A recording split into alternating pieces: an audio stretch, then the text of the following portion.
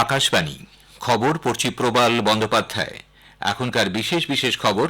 পঞ্চম দফার ভোট পর্ব মিটে যাওয়ার পর বাকি দু দফার প্রচার অভিযান জমে উঠেছে। প্রবীণ বিজেপি নেতা প্রধানমন্ত্রী নরেন্দ্র মোদী আজ বিহারে দুটি জনসভায় অংশ নেবেন।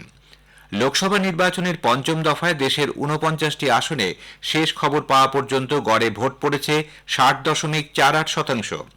হেলিকপ্টার দুর্ঘটনায় ইরানের রাষ্ট্রপতি ইব্রাহিম রাইসির মৃত্যুতে আজ ভারতে একদিনের রাষ্ট্রীয় শোক পালন করা হচ্ছে।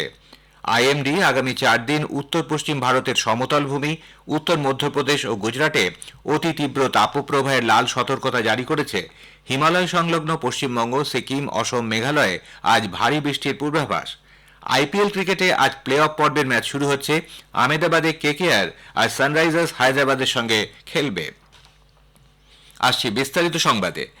পঞ্চম দফার ভোট পর্ব মিটে যাওয়ার পর বাকি দু দফার প্রচার পর্ব জমে উঠেছে। প্রবীণ বিজেপি নেতা প্রধানমন্ত্রী নরেন্দ্র মোদী আজ বিহারে দুটি জনসভায় অংশ নেবেন। প্রথমে তিনি মতিহারিতে যাবেন। গান্ধী ময়দানে চম্পারণ লোকসভা কেন্দ্রে দলীয় প্রার্থীর সমর্থনে তিনি প্রচার করবেন। এরপর দ্বিতীয় নির্বাচনী সভায় গড়িয়াকটিতে মহারাজগঞ্জ লোকসভা কেন্দ্রে বিজেপি প্রার্থীর সমর্থনে প্রচার চালাবেন। উল্লেখ্য, গত রাতে শ্রী মোদী দুদিনের সফরে পাটনায় পৌঁছন। সেখানে দলীয় সদর দপ্তরে শীর্ষ নেতাদের সঙ্গে বৈঠক করেন। উপস্থিত ছিলেন রাজ্য বিজেপির প্রধান সম্রাট চৌধুরী। প্রধানমন্ত্রী মোদী বিহারের প্রাক্তন উপমুখ্যমন্ত্রী প্রয়াত সুশীল মোদীর প্রতি শ্রদ্ধা নিবেদন করেন। তিনি প্রয়াত নেতার বাড়িতে যান এবং শোকসন্তপ্ত পরিবারের সঙ্গে সাক্ষাৎ করেন। প্রধানমন্ত্রী আজ তার সংসদীয় আসন বারাণসীতে ২৫,০০০-এর বেশি মহিলার সঙ্গে আলাপচারিতায় অংশ নেবেন। সম্পূর্ণানন্দ সংস্কৃত বিশ্ববিদ্যালয়ে আয়োজিত মাতৃশক্তি সম্মেলনে কথা বলবেন গৃহবধূ, চিকিৎসক, শিক্ষিকা, ব্যবসায়ী, আইনজীবী এবং ক্রীড়াবিদদের সঙ্গে। 1 ঘণ্টার এই অনুষ্ঠানের গোটা পর্বটাই সঞ্চালনা করবেন মহিলারা। আগামীকাল প্রধানমন্ত্রী বারাণসীতেই রাত্রিবাস করবেন। বুধবার উত্তরপ্রদেশের দুটি র্যালিতে অংশ নেবেন তিনি। উল্লেখ্য, এই নিয়ে তৃতীয়বার শ্রী মোদী বারাণসী আসন থেকে নির্বাচনের প্রতিদ্বন্দ্বিতা করছেন। সমাজবাদী পার্টির অজয় রায় ওই আসন থেকে ভোটে লড়ছেন। 1 জুন বারাণসী লোকসভা আসনে ভোট গ্রহণ। লোকসভা নির্বাচনের পঞ্চম দফায় দেশের ৪৯টি আসনে শেষ খবর পাওয়া পর্যন্ত গড়ে ভোট পড়েছে ৬০.৪৮%। এর মধ্যে সবচেয়ে বেশি পশ্চিমবঙ্গে ৭৬.০৫%। এরপরই লাদাখে ভোট পড়েছে ৬৯.৬২%।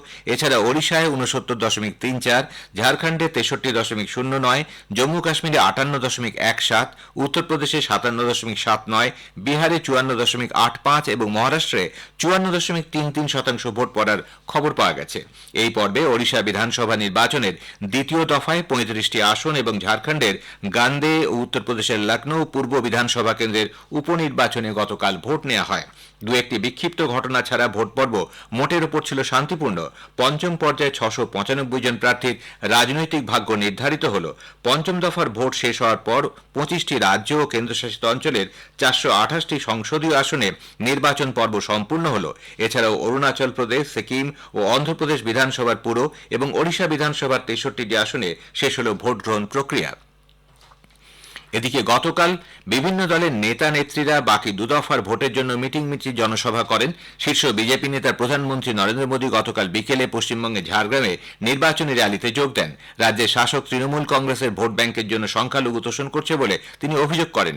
রামকৃষ্ণ মিশনের সন্ন্যাসীকে নিয়ে রাজ্যের মুখ্যমন্ত্রীর সাম্প্রতিক মন্তব্যকে কটাক্ষ করেন তিনি। এর আগে প্রধানমন্ত্রী ওড়িশার কটক ও আঙ্গুলে জনসভা করেন।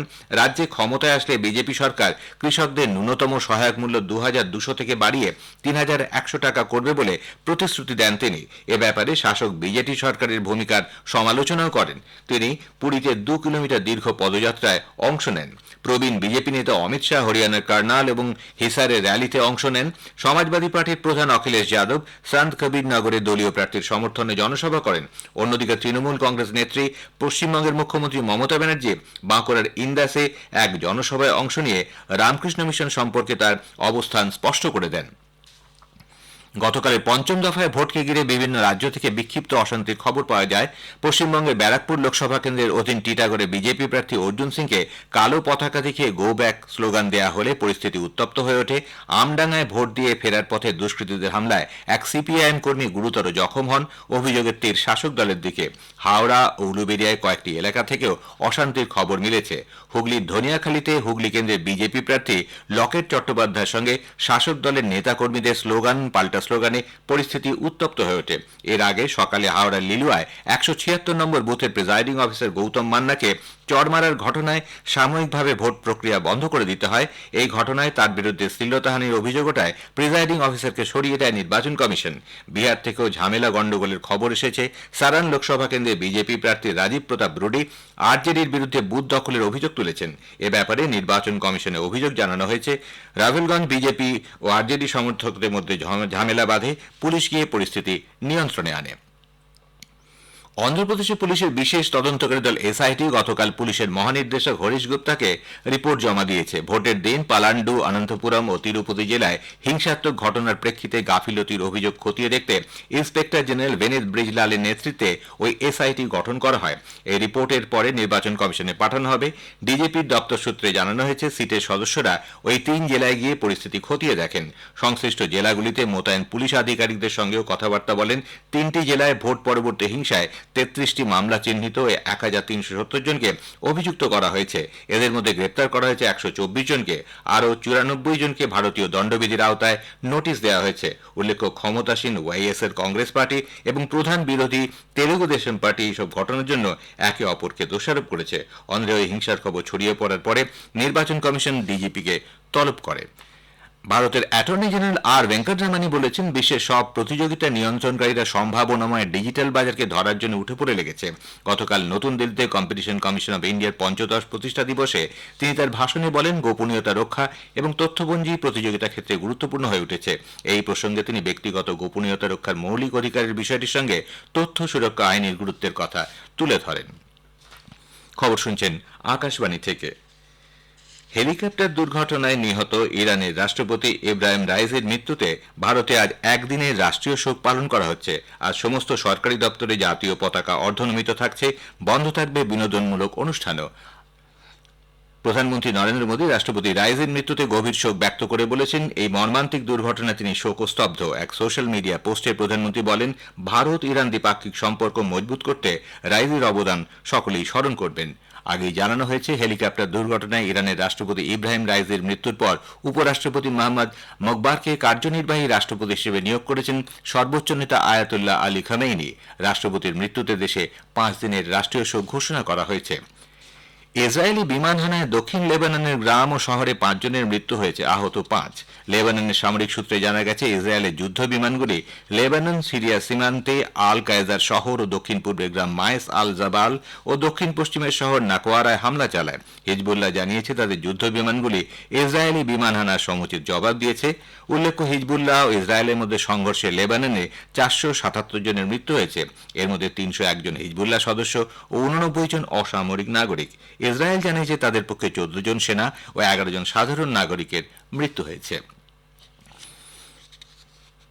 চলতি বছরে চারধাম যাত্রায় অভূতপূর্ব সাড়া পাওয়ার প্রেক্ষিতে আগামী 31শে মে পর্যন্ত চারধাম যাত্রা অফলাইনে নাম নথিভুক্তিকরণ বন্ধ রাখা হয়েছে। উত্তরাখণ্ডের মুখ্যমন্ত্রী পুষ্কর সিং ধামি গতকাল দেহরাদুনে এক বৈঠকে সংশ্লিষ্ট কর্তৃপক্ষকে যাত্রা নির্বিঘ্ন রাখতে নির্দেশিকা তৈরির পরামর্শ দেন। এবছরের হজ তীর্থযাত্রীদের প্রথম দলটি গতরাতে কেরালার কালিকট আন্তর্জাতিক বিমানবন্দর থেকে জেদ্দার উদ্দেশ্যে রওনা হয়ে গেছে।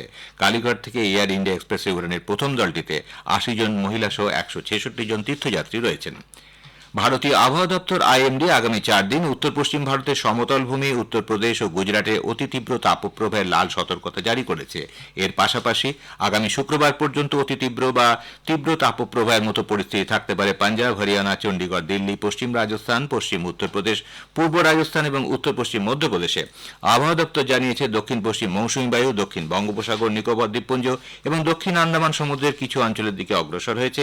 এর প্রভাবে আগামী 5 দিন দক্ষিণ ভারতের কয়েকটি অঞ্চলে ভারী বৃষ্টিপাতের কমলা সতর্কতা জারি করা হয়েছে। ভারী থেকে অতি ভারী বৃষ্টি হতে পারে তামিলনাড়ু, পুদুচেরি উপকূলবর্তী এবং কর্ণাটকের দক্ষিণ অভ্যন্তরীণ অংশে। কেরালায় আগামী 2 দিন অতি ভারী বৃষ্টি হতে পারে। এর পাশাপাশি হিমালয় সংলগ্ন পশ্চিমবঙ্গ, সিকিম, অসম, মেঘালয়ে ভারী বৃষ্টি হতে পারে। আগামীকালের মধ্যে দক্ষিণ পশ্চিম বঙ্গোপসাগরে একটি নিম্নচাপ এলাকা সৃষ্টি হতে পারে বলে আবহাওয়া দপ্তরের পূর্বাভাস। আইপিএল এর প্লে অফ পর্বের ম্যাচ আজ শুরু হচ্ছে। কলকাতা নাইট রাইডার্স প্রথম দিনে আহমেদাবাদের নরেন্দ্র মোদী স্টেডিয়ামে প্রথম কোয়ালিফায়ার ম্যাচে সানরাইজার্স হায়দ্রাবাদের বিরুদ্ধে খেলবে। খেলা শুরু হবে সন্ধ্যে 7:30টায়। শেষ করার আগে বিশেষ খবরের কিছু অংশ আবার পড়ছি। পঞ্চম দফার ভোট পর্ব মিটে যাওয়ার পর বাকি 2 দফার প্রচার অভিযান জমে উঠেছে। প্রবীণ বিজেপি নেতা প্রধানমন্ত্রী নরেন্দ্র মোদী আজ বিহারের 2টি জনসভায় অংশ নেবেন। লোকসভা নির্বাচনের পঞ্চম দফায় দেশের 49টি আসনে শেষ খবর পাওয়া পর্যন্ত গড়ে ভোট পড়েছে 60.48%। খবর শেষ হলো।